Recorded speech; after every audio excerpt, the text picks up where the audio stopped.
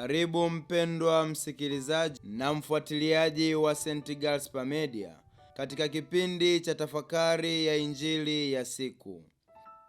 Leo tarehe 23 juma la 16, kipindi cha kawaida cha mwaka A wa Kanisa. Masomo ya leo. Somo la kwanza linatoka katika kitabu cha nabii Yeremia sura ya 2 aya ya kwanza hadi aya ya 3, aya ya 7 hadi ya 8 na aya ya 12 hadi ile ya 13. Na Injili takatifu kama ilivyoandikwa na mwinjili Mathayo sura ya 13 aya ya 10 hadi ya 17. Karibu tusikilize Injili. Wanafunzi walimwambia Yesu, "Kwa nini wasema nao kwa mifano?" Akajibu akawaambia, "Ninyi mmejaliwa kuzijua siri za ufalme wa mbinguni, bali wao hawakujaliwa. Kwa maana yeyote mwenye kitu atapewa, naye atazidishiwa tele. Lakini yeyote asiye na kitu, hata kile alichonacho atanyang'anywa.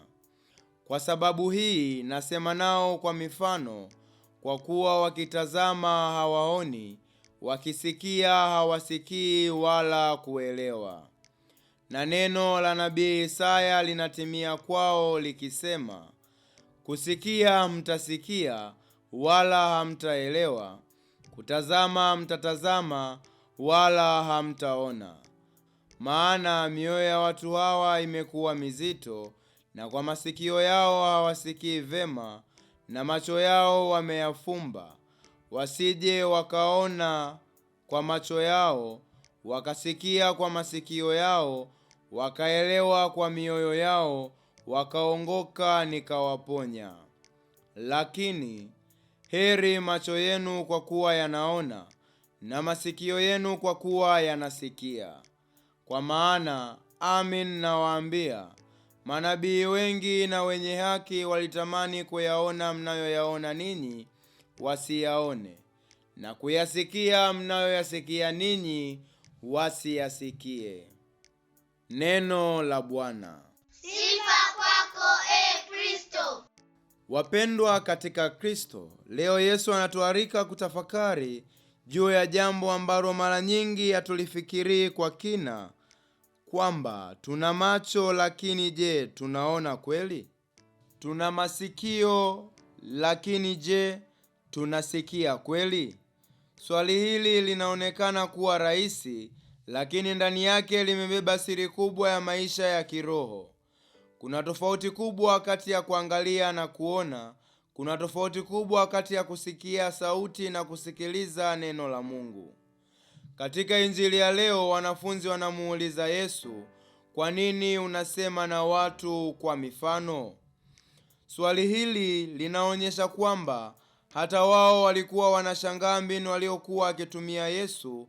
Hakuwa akitoa hadithi za kuburudisha watu, kwani mfano aliotoa ulikuwa umebeba ukweli wa ufalme wa Mungu. Lakini ukweli huo ungeweza kueleweka tu na wale waliokuwa na mioyo iliyo wazi kwa Mungu. Ndipo Yesu anamnukuu nabii Isaya akisema, "Mtasikia kwa masikio lakini hamtaelewa. Mtatazama kwa macho lakini hamtaona." Hii haimaanishi kwamba Mungu hakutaka watu waelewe. Tatizo halikuwa katika neno la Mungu. Tatizo lilikuwa katika mioyo ya binadamu. Mioyo yao ilikuwa migumu na yenye kiburi kilichokuwa kimewatawala, na walikuwa wamejifunga wenyewe wasipokee ukweli. Hata leo tatizo si kwamba Mungu ameacha kuzungumza. Mungu bado anasema nasi kila siku. Anasema nasi kupitia maandiko matakatifu. Anasema nasi kupitia mafundisho ya kanisa. Anasema nasi kupitia dhamiri zetu. Anasema nasi kupitia matukio ya maisha yetu. Anasema nasi kupitia watu tunaokutana nao kila siku. Lakini tatizo ni kwamba tumejifunza kusikiliza kila sauti isipokuwa sauti ya Mungu. Leo tunaishi katika dunia yenye kelele nyingi kuliko wakati mwingine wowote. Simu zetu zimekuwa taarifa kila dakika. Mitandao ya kijamii imejaa habari zisizoisha. Tunafahamu kinachoendelea katika nchi za mbali, lakini hatujui Mungu anataka nini katika maisha yetu. Tunatumia saa nyingi kusikiliza wachambuzi wa siasa, wanamichezo, wanamuziki na watu maarufu, lakini tunashindwa kutumia dakika chache kulitafakari neno la Mungu. Hii ndiyo sababu mioyo mingi imekuwa na taarifa nyingi, lakini haina hekima. Yesu anasema, heri macho yenu kwa kuwa yanaona. Heri hii haikuwa kwa sababu wanafunzi walikuwa na macho mazuri kuliko wengine, au walikuwa na heri kwa sababu walimwamini Yesu, au walikuwa tayari kujifunza, walikubali kubadilishwa na neno lake. Yesu anasema, heri macho yenu kwa kuwa yanaona. Heri hii haikuwa kwa sababu wanafunzi walikuwa na macho mazuri kuliko wengine, bali walikuwa na heri kwa sababu walimwamini Yesu, walikuwa tayari kujifunza, walikubali kubadilishwa na neno lake. Hiyo ndiyo tofauti kati yao na Mafarisayo. Mafarisayo walikuwa wanamwangalia Yesu, lakini hawakumuona Masihi. Walikuwa wanamsikiliza Yesu, lakini hawakusikia sauti ya Mungu. Na sisi leo tunaweza kufanya kosa hilo hilo. Tunaweza kuja misa kila Jumapili, tunasikia masomo yote matatu, tunasikiliza homilia, tunapokea Ekaristi Takatifu, lakini tukitoka kanisani tuendelee kuishi kana kwamba hakuna kilichotokea. Neno la Mungu linaingia katika masikio yetu, lakini halishuki moyoni. Tunajua amri za Mungu, lakini hatuzifuati. Tunajua umuhimu wa sala, lakini hatuna muda wa kusali. Tunajua umuhimu wa msamaha, lakini tunaendelea kubeba chuki mioyoni mwetu.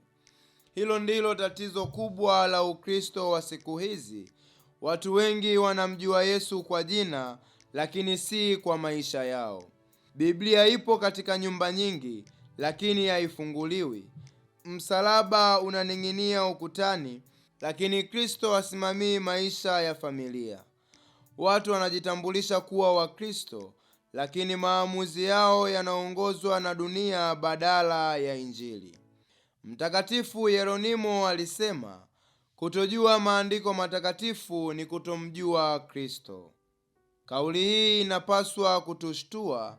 Hatuwezi kusema tunampenda Yesu ikiwa hatuna hamu ya kusikia anachotuambia kupitia neno lake. Urafiki wa kweli hujengwa na kusikilizana. Vivyo hivyo, uhusiano wetu na Mungu hukua tunapolipa neno lake nafasi katika maisha yetu.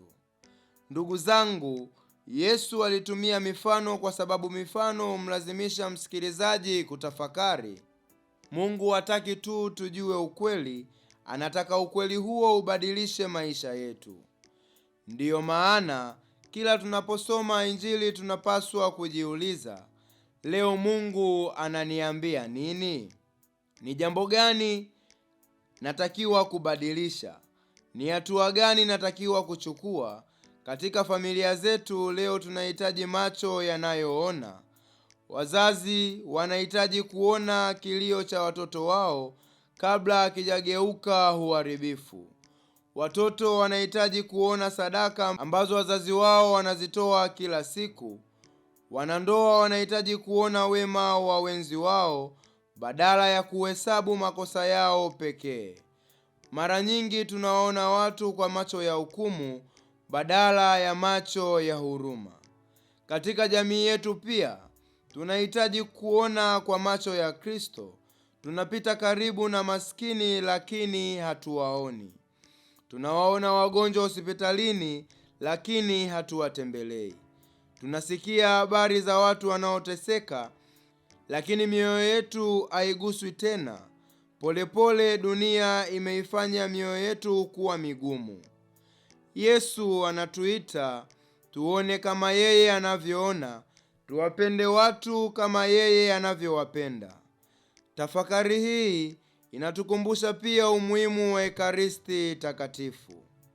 Katika kila adhimisho la misa takatifu kuna meza mbili ambazo kanisa linatuandalia. Meza ya kwanza ni meza ya neno la Mungu, meza ya pili ni meza ya Ekaristi. Hatupaswi kutenganisha meza hizi mbili. Tunalisikia kwanza neno la Mungu ili litusafishe na kutuandaa kumpokea Kristo katika Ekaristi. Tukilipuuza neno la Mungu, tutapunguza hata matunda ya Ekaristi Takatifu. Mtakatifu Yohane Chrysostom alisema kuwa kama tunamheshimu Kristo katika altare, basi tunapaswa pia kumheshimu Kristo anayesema nasi kupitia maandiko matakatifu. Hatuwezi kudai kumpenda Yesu wa Ekaristi ikiwa hatupendi sauti yake inayosikika katika Injili.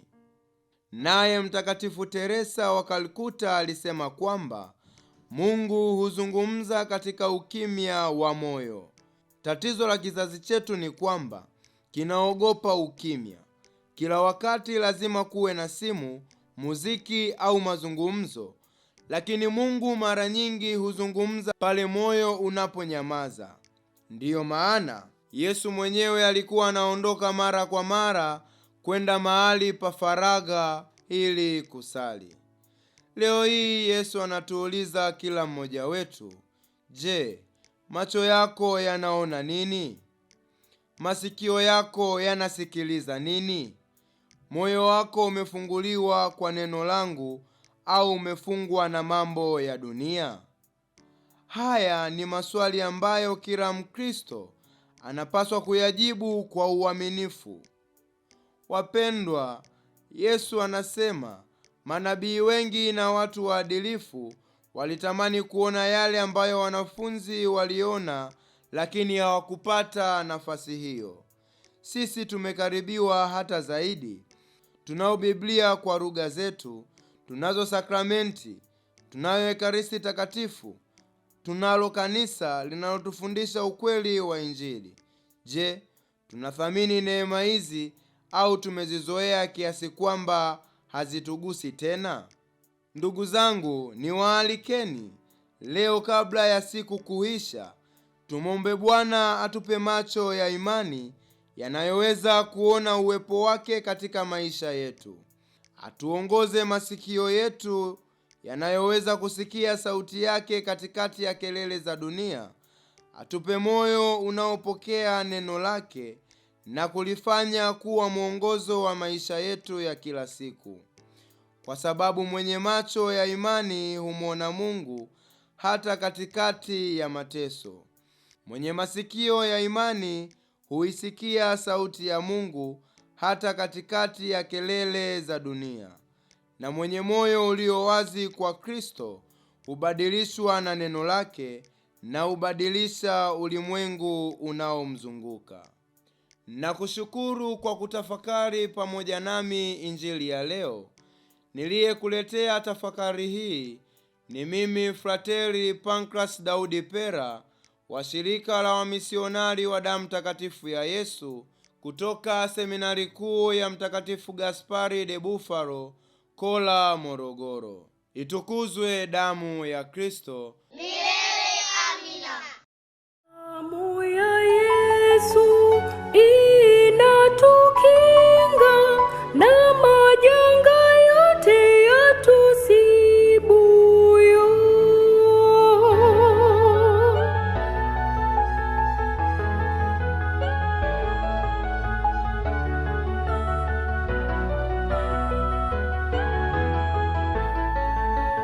Damu ya Yesu ni damu takatifu.